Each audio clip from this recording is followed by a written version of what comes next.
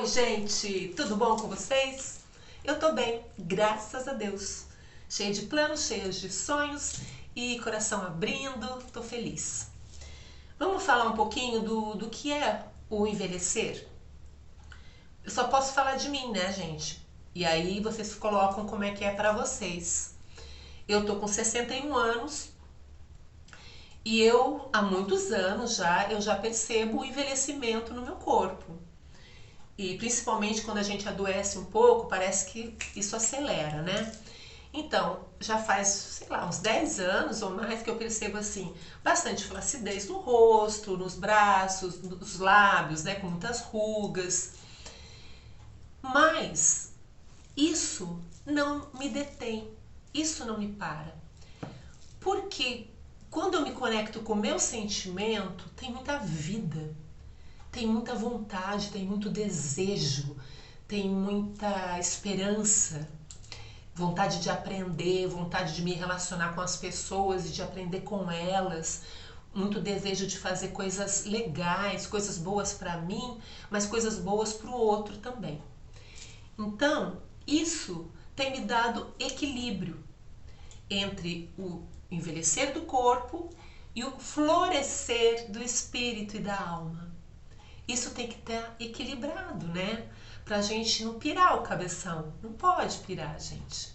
Agora, mesmo equilibrando, eu preciso pensar nesse envelhecimento enquanto eu estou florescendo, enquanto eu estou melhorando como ser humano, enquanto eu estou aprendendo coisas novas e recebendo da vida novas experiências e novas oportunidades.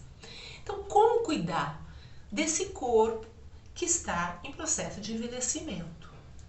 E aí, tem muitas coisas que a gente pode fazer, coisas simples, coisas do dia a dia.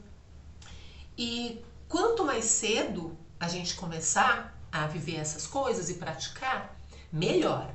Mas sempre é tempo de começar. Então, quem vai começar agora, maravilhoso, comece agora.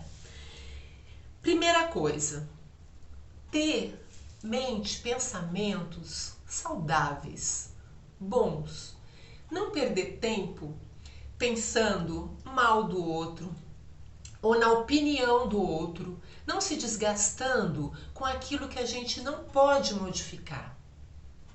Jogando toda a nossa energia naquilo que a gente pode fazer, naquilo que a gente quer fazer, mas aquilo que a gente não pode mudar, não gaste energia com isso. Vamos pensar em outra coisa, partir para outra coisa.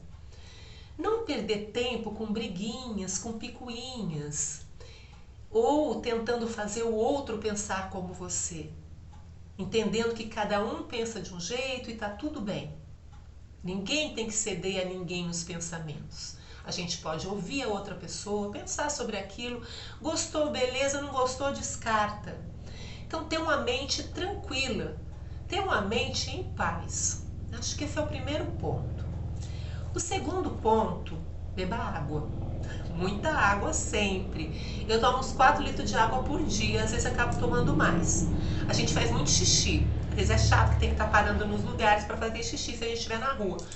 Mas vale a pena, gente. É limpeza. Água, limpeza. Água lava, então muita água. Tome muita água.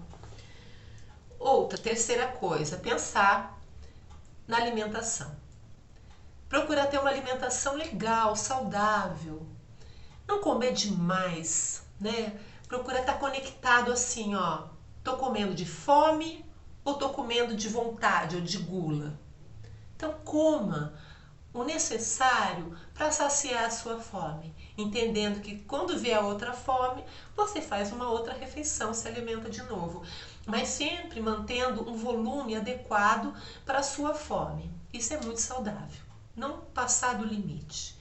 Geralmente, quando a gente está passando do limite na alimentação, no volume da alimentação, a questão é mais emocional do que fisiológica, não é fome, né? A gente está comendo uma outra coisa, comendo falta de carinho, comendo ansiedade, é outra coisa. Além de se preocupar com o volume, com a quantidade, a qualidade do que você ingere, a qualidade do seu alimento.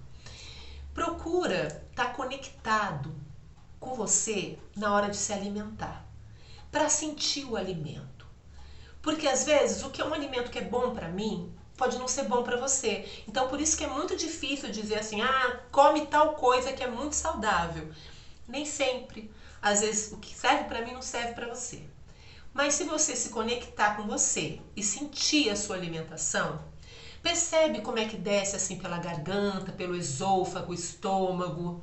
Se tem alguma sensação ruim, algum ardor, uma sensação de mal-estar. Percebe no intestino como é que é, se falam gases, se tem uma indisposição qualquer, observe.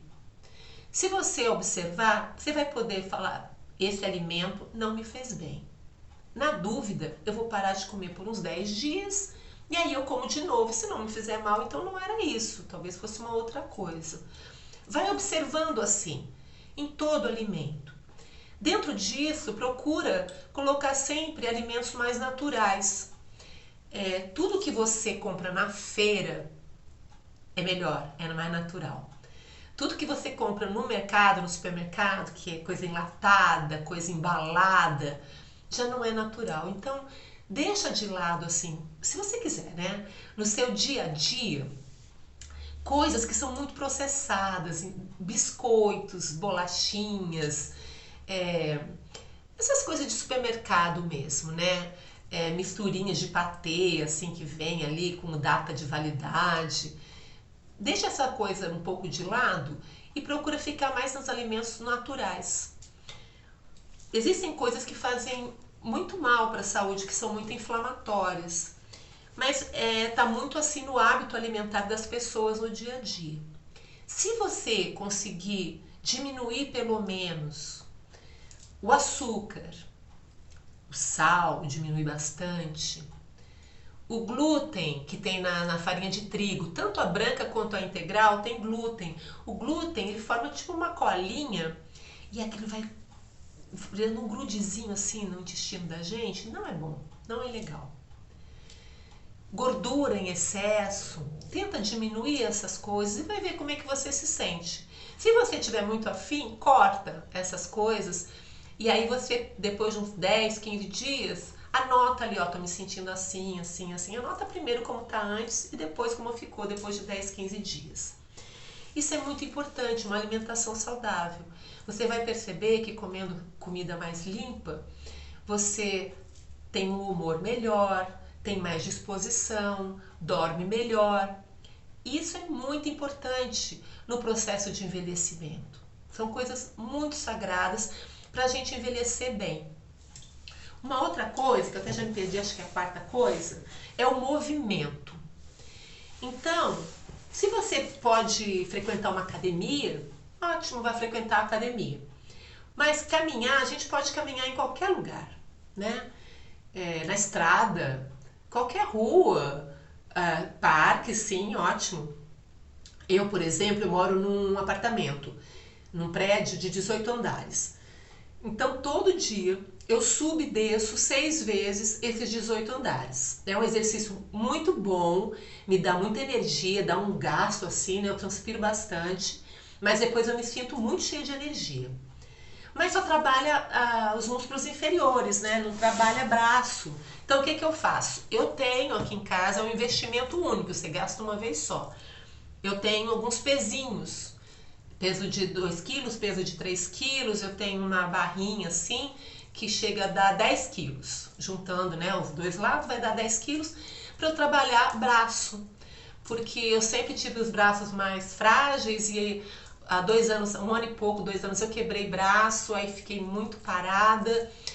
E como eu tive adoentado esse ano, perdi peso, aí eu fiquei com os braços muito fraquinhos mesmo. Então estou tendo que exercitar para dar uma melhorada. Então, exercício físico é muito importante. Se você não pode quase nada disso, caminhada, todo mundo pode. Caminha devagarzinho. Ah, mas eu uso bengala. Se seu médico deixar, você pode caminhar um pouquinho usando a bengala, né? Movimento é muito importante para a gente na terceira idade. Não pode esquecer de se movimentar. Além do que, eu acredito e eu sinto em mim que quando a gente não tá bem, quando o emocional não tá legal, se você caminhar, fizer algum tipo de exercício nesse momento, você vai dar um up. vai liberar endorfina e você vai ficar melhor. Então invistam nisso, não precisa investir dinheiro, é investir vontade, força de vontade.